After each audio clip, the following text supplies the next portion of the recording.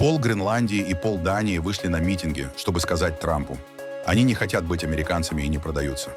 Спикер Конгресса Майк Джонсон пытается успокоить недовольных европейцев. Гренландию заберут без боя. Европа покажет Трампу зубы. В тарифы можно играть вдвоем, и Америка рискует потерять рынок в 500 000 человек. В Миннесоте продолжаются протесты против миграционной службы. Войска в полной готовности. Трамп хочет разогнать людей силой оружия. Аятолла Хаменеи назвал Трампа главным иранским мятежником и пообещал мстить. НАСА готовится впервые за полвека отправить людей на Луну. Ракета уже на старте. А теперь об этом подробно и по делу. Это один день. Не забудьте подписаться и поставить лайк этому видео.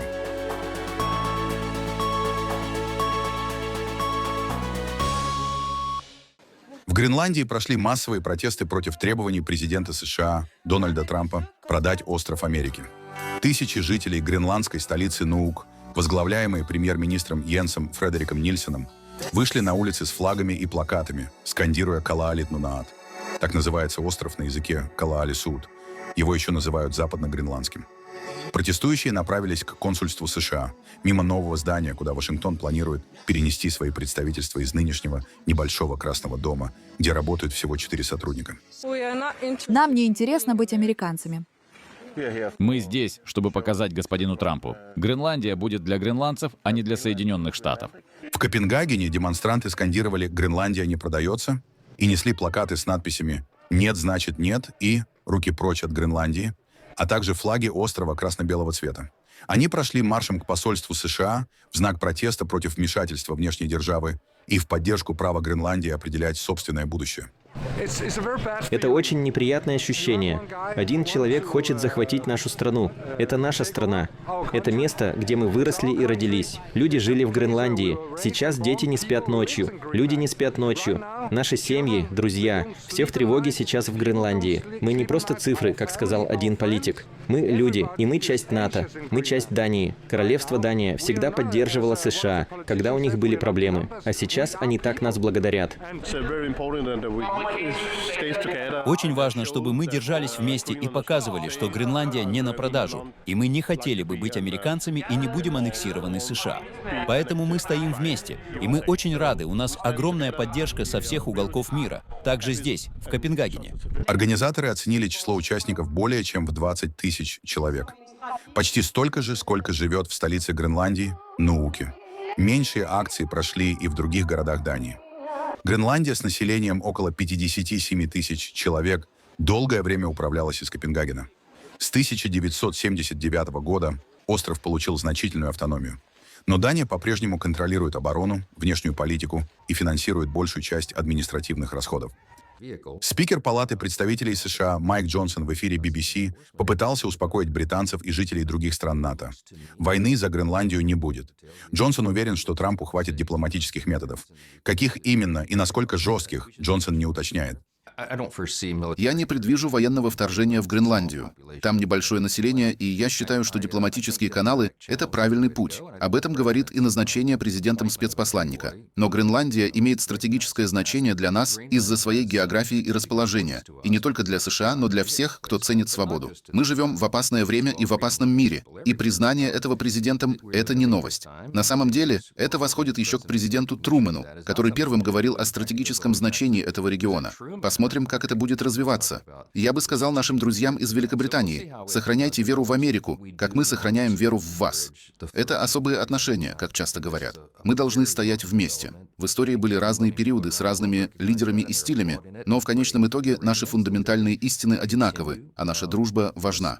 И я считаю, что пока Америка и Великобритания стоят вместе, это хорошо для всех в мире. В воскресенье в Брюсселе послы 27 стран ЕС провели экстренное совещание. Повод – угроза президента США Дональда Трампа ввести повышенные тарифы против европейских союзников, пока Соединенные Штаты не получат возможность купить Гренландию. Экстренная встреча послов Евросоюза призвана выработать скоординированный ответ и показать, что Европейский Союз готов защищать свои интересы перед давлением со стороны Вашингтона. Надеюсь, кто-то объяснит это Трампу, что мы являемся таможенным союзом, и тарифы можно вводить только для ЕС в целом. Так союзники друг с другом не обращаются. И в этом смысле я понимаю слово «шантаж». Да, абсолютно. У нас есть время до 1 февраля, чтобы действительно выступить единым фронтом и дать понять, что мы считаем это неприемлемым. Мы также заявили, что, по нашему мнению, территориальная целостность и право на самоопределение Гренландии и Дании не подлежат обсуждению. Но мы также считаем, что использование торговых тарифов таким образом является неподходящим и, более того, ненужным. Вот какое будет наше послание. Я хотела сказать, что перспектива повышения тарифов для стран, которые решили способствовать безопасности Гренландии, на мой взгляд, является ошибкой, и я с этим не согласна. Я разделяю внимание президентства США к Гренландии и Арктике, которая является стратегической зоной, где необходимо избегать чрезмерного вмешательства потенциально враждебных игроков, но считаю, что в этом смысле намерение некоторых европейских стран направить войска, принять участие в обеспечении большей безопасности, должно было пониматься не как инициатива против США, а скорее против других акторов. Мне кажется, здесь была проблема понимания и коммуникации. Что касается меня, я продолжаю настаивать на роли НАТО. Именно в НАТО нужно искать совместную организацию инструментов сдерживания против возможного враждебного вмешательства на очевидно стратегической территории.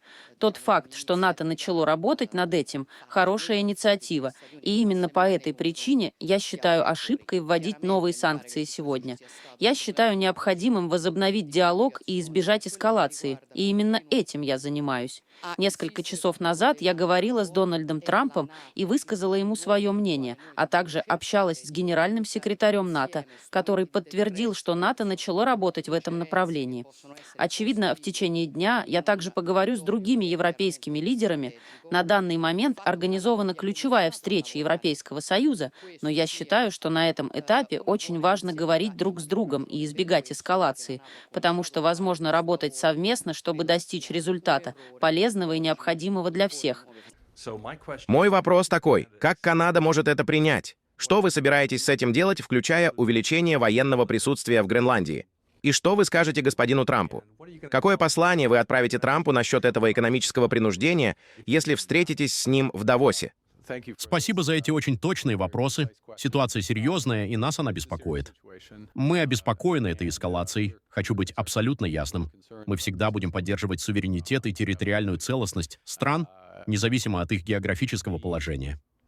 Позвольте добавить к текущему обсуждению. В рамках дискуссий, которые я вел с эмиром, обсуждались ряд случаев с общим элементом угрозы или нарушения территориальной целостности и суверенитета, и Украина является очень ярким примером. Но сейчас я вернусь к Гренландии. Мы всегда будем это поддерживать. Будущее Гренландии, решение о будущем Гренландии — это прерогатива Гренландии и Дании. А безопасность Гренландии, прежде всего их ответственность, но она очень сильно входит в обязанности НАТО.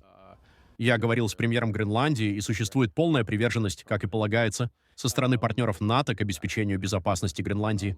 Это правильный подход — безопасность. Что касается разработки критически важных минералов, правильный путь — развивать это в партнерстве. Вы ни разу не упомянули Соединенные Штаты. Я спрашивал, что вы скажете господину Трампу об этом экономическом принуждении? Я скажу все, что только что сказал. Как вам это? Президент Франции Эммануэль Макрон призывает Европейский Союз использовать меры против принуждения в ответ на угрозы США ввести новые тарифы из-за Гренландии.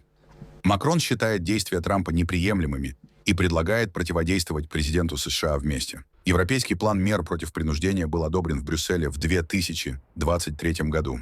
Он позволяет блокировать любые попытки внешних сил заставить ЕС или страны-члены Союза поменять свою политику и дает право вводить ограничения на импорт и экспорт товаров и услуг, интеллектуальную собственность и прямые иностранные инвестиции.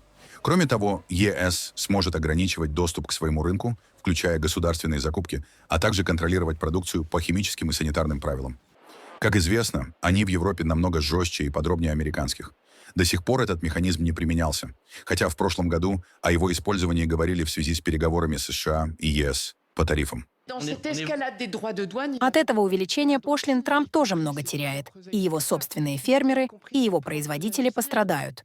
Мы видим, что Дональд Трамп использует тарифы сначала как экономический инструмент в пользу американцев, а теперь он использует их для принуждения.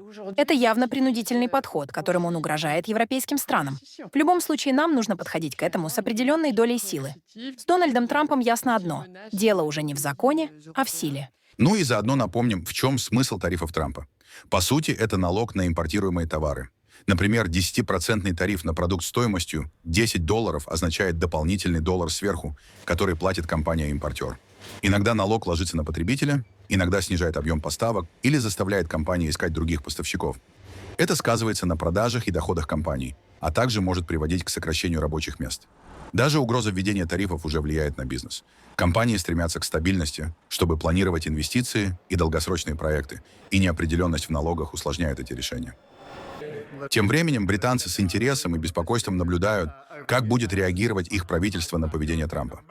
Премьер-министр Соединенного Королевства Кир Стармер долго строил особые отношения с Трампом, вкладывая личный авторитет и политический капитал, в том числе в поддержку Украины. Но отношения стали откровенно токсичными. Президент США обвиняет союзников в очень опасной игре вокруг Гренландии. В этих необычных обстоятельствах ключевые политические союзники и даже оппоненты Стармера поддержали его позицию по Гренландии и открыто выступили против Трампа. Премьер-министр вчера вечером совершенно ясно заявил, что мы считаем это решение по тарифам абсолютно неправильным. Будущее Гренландии должны определять сами жители Гренландии и народ Королевства Дания, и только они. Мы последовательно придерживаемся этой позиции.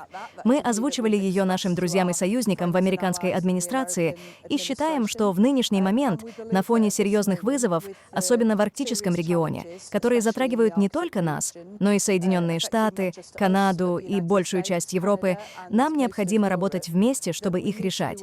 Именно поэтому министр иностранных дел только что была в Северной Норвегии. Она вернулась домой прошлой ночью, работала с нашими норвежскими партнерами над укреплением нашей программы там и над удвоением числа морских пехотинцев в регионе. Но мы в целом работаем со всеми нашими союзниками, и нам нужно действовать сообща, а не разъединяться. Поэтому мы считаем, что тарифы — это неверный подход. Есть причина, по которой не только президент Трамп, но и предыдущие американские администрации стремились получить определенный контроль в арктическом регионе. И эта причина — серьезные вызовы, которые сегодня создает Россия, и необходимость совместной работы для их преодоления. У Соединенного Королевства здесь ключевая роль, и мы ее выполняем, обеспечивая реализацию этих задач и защиту региона. В наших интересах и в интересах американцев тоже. Именно эти вопросы уже обсуждают министр иностранных дел и премьер-министр с американскими партнерами. Наша позиция по Гренландии не подлежит обсуждению. Мы ясно дали это понять и будем продолжать это подчеркивать. Позиция президента Трампа по Гренландии иная. Несмотря на это, в наших общих интересах работать вместе и не начинать войну слов. И если бы я пришла в вашу программу и сказала, что мы собираемся уговаривать короля отложить визит, потому что мы очень рассержены, я не знаю, к чему бы это нас привело. Именно диалог позволил нам дойти до той точки, где премьер-министр — один из немногих людей в мире, кто может просто поднять трубку и поговорить с президентом Трампом, помогая продвигаться вперед по Украине. Мы — одна из немногих стран в мире, на которые были наложены более низкие тарифы, чем на другие, что защитило тысячи британских рабочих мест. И мы смогли сотрудничать, чтобы выстроить значительно более прочные отношения с нашими европейскими партнерами и с Соединенными Штатами. Нам говорили, что это невозможно, что придется выбирать либо одно, либо другое. Премьер-министр считает это полной ерундой. И он прав. И доказывает это тем, что те отношения, которые нам удалось выстроить, приносят реальные выгоды британскому народу. Интерес Америки к Гренландии выходит за рамки громких заявлений Дональда Трампа. В Вашингтоне все чаще говорят не только о национальной безопасности, но и о критически важных минералах. Спикер Палаты представителей Майк Джонсон на этой неделе заявил, что Соединенные Штаты хотят получить этот арктический регион из соображений национальной безопасности, из-за критически важных минералов и по целому ряду других причин. Это отличается от позиции самого Трампа, который говорил, что США нужна Гренландия из соображений национальной безопасности, а не ради полезных ископаемых. Тем не менее, существует общее понимание, что на острове сосредоточены неосвоенные запасы разнообразных ценных руд и минералов. От золота и железа до меди и графита, включая редкоземельные элементы. Геологическая служба США выделяет 60 минералов, которые считаются критически важными для экономики и национальной безопасности. Часть из них — редкоземельные элементы, такие как неодим и диспрозий, необходимы для производства магнитов и электродвигателей, лежащих в основе современных технологий. Другие минералы играют ключевую роль в производстве полупроводников, которые подпитывают бум искусственного интеллекта. Однако остается неясным, оправдает ли себя их добыча с экономической точки зрения.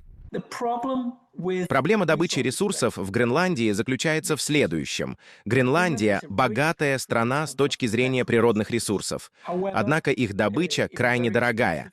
Это означает, что даже несмотря на большие запасы, добыча значительных объемов может быть экономически невыгодной. На практике это означало, что правительство Гренландии было весьма заинтересовано в привлечении американских компаний для разведки и добычи этих ресурсов. Но до сих пор результаты были довольно ограниченными. Когда речь идет о конкретных проектах, американские компании проявляли большую осторожность в переговорах с Гренландией, просто потому что бизнес-кейс во многих случаях не выглядел реально оправданным. Сегодня на острове выдано более 140 лицензий на разведку и добычу, но реально работают лишь 2 шахты. Доступ к редкоземельным элементам – одно из ключевых узких мест для многих высокотехнологичных цепочек поставок. Китай уже доминирует в их производстве и использует контроль над доступом как инструмент переговоров с США.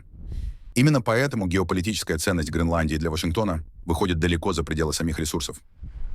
Пентагон распорядился подготовить около 1500 солдат к возможному развертыванию в штате Миннесота, где продолжаются массовые протесты против политики федеральных властей по депортации мигрантов, сообщает Washington Post со ссылкой на официальных лиц. Военнослужащие сейчас находятся в полной готовности к отправке. Пока непонятно, будут ли эти силы действительно задействованы. Военные опубликовали видеозапись, на которой солдаты Национальной гвардии Миннесоты заправляют военные грузовики и разгружают оборудование в Миннеаполисе. Запись была опубликована на фоне напряженности в городе после угрозы президента Дональда Трампа применить Insurrection Act, закон, позволяющий использовать вооруженные силы внутри страны для подавления беспорядков и восстаний. Insurrection Act – это федеральный закон времен начала XIX века, который позволяет президенту привлекать регулярные войска или брать Национальную гвардию штата под свое командование для подавления внутренних восстаний и беспорядков, если штатные силы не способны обеспечить порядок. Закон применяется крайне редко. Последний раз он использовался в 1992 году во время беспорядков в Лос-Анджелесе, и крайне необычно, если президент прибегает к нему без согласия губернатора штата. Если коррумпированные политики Миннесоты не будут соблюдать закон и не остановят профессиональных агитаторов и мятежников, нападающих на патриотов из ICE, которые всего лишь пытаются выполнять свою работу, я введу в действие закон о мятеже, Insurrection Act, как это делали многие президенты до меня, и быстро положу конец тому фарсу, который происходит в этом когда-то великом штате. Благодарю за внимание к этому вопросу. Ситуация в Миннеаполисе резко обострилась после того, как 37-летняя Рене Гуд, гражданка Соединенных Штатов, была смертельно ранена офицером службы иммиграционного и таможенного контроля США, ACE, 7 января во время операции по поиску нелегальных мигрантов. Это убийство вызвало массовые протесты и резкую критику политики Дональда Трампа. Протесты в городе продолжаются ежедневно. Местные жители, активисты и правозащитники обвиняют федеральных агентов в чрезмерном применении силы и нарушениях прав, тогда как представители администрации утверждают, что задействованные службы действуют в рамках закона и обвиняют протестующих в препятствовании работе правоохранительных органов. Губернатор Миннесоты Тим Уолз активировал Национальную гвардию для поддержки правоохранительных органов, и гвардейцы находятся наготове. К настоящему моменту протесты привели к десяткам арестов, многочисленным столкновениям и судебным ограничениям на действия федеральных агентов против мирных демонстрантов, которые требуют прекращения жестких методов иммиграционного контроля. Айтала Али Хаминеи возложил ответственность на президента США Дональда Трампа за продолжающиеся 3 недели протесты после того, как правозащитные организации сообщили, что попытка жестоко подавить демонстрации против исламистского режима привела к тысячам жертв. В этой мятежной акции те же самые невежественные и необразованные агенты, возглавляемые злонамеренными и подготовленными людьми, сделали плохие вещи, совершили тяжкие преступления, разрушили 250 мечетей, уничтожили более 250 образовательных и научных центров, разрушили электроэнергетику, атаковали банки, медицинские комплексы, магазины с продовольствием для народа, причинили вред людям, убили несколько тысяч человек, а некоторых с бесчеловечной жестокостью, то есть полностью жестоко. Мы считаем президента США виновным как за жертвы, так и за разрушение и за клевету, которую он допустил в отношении иранского народа. Характер мятежа был американским, это было ясно. Американцы планировали и действовали. Цель американцев, и я говорю это ясно и однозначно, с более чем 40-летним опытом в Исламской Республике, это проглотить Иран. Ранее, когда происходили подобные мятежи в стране, а их было много, часто вмешивалась американская пресса, второсортные политики из Америки или европейских стран. Особенностью этого мятежа было то, что сам президент США вмешался, выступал, давал комментарии, угрожал, поощрял мятежников, посылал им послание от Америки «Действуйте, действуйте, не бойтесь», — говорил он.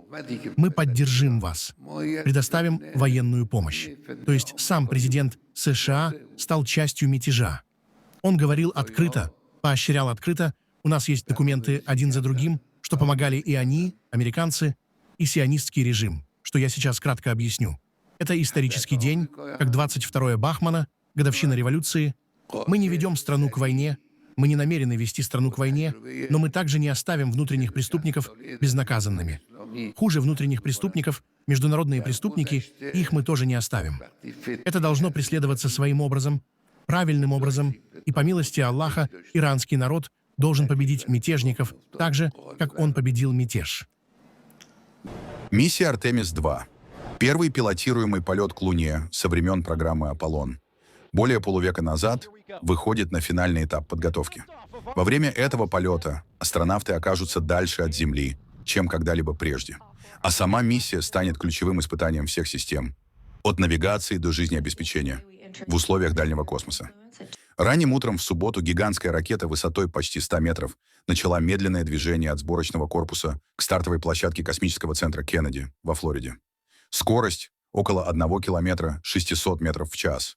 Сотни сотрудников НАСА наблюдают за перемещением ракеты на стартовый стол с обочины исторического маршрута. После прибытия на старт комплекс пройдет так называемую «мокрую репетицию» — полную имитацию предстартового отсчета с заправкой топливом. Только после этого агентство будет готово назвать точную дату запуска. Пока самое раннее возможное окно — 6 февраля 2026 года. Мы продолжаем подготовительную кампанию миссии «Артемис-2». Считаю, что по графику мы идем достаточно уверенно, чтобы сегодня начать выкатку. Мы выведем ракету, проведем все необходимые процедуры, пройдем так называемую мокрую репетицию. И, откровенно говоря, у нас нет никакого намерения называть конкретную дату запуска до тех пор, пока эта репетиция не будет завершена. Экипаж «Артемис-2» состоит из 4 человек, 3 астронавтов НАСА и 1 представителя Канады. Миссия продлится около 10 дней. За это время корабль облетит Луну, экипаж проведет наблюдение и съемку всей поверхности Луны, видимой с Земли и обратной. В НАСА подчеркивают, «Артемис-2» — это не просто полет, а масштабный эксперимент. Программа остается ключевым элементом космической стратегии США.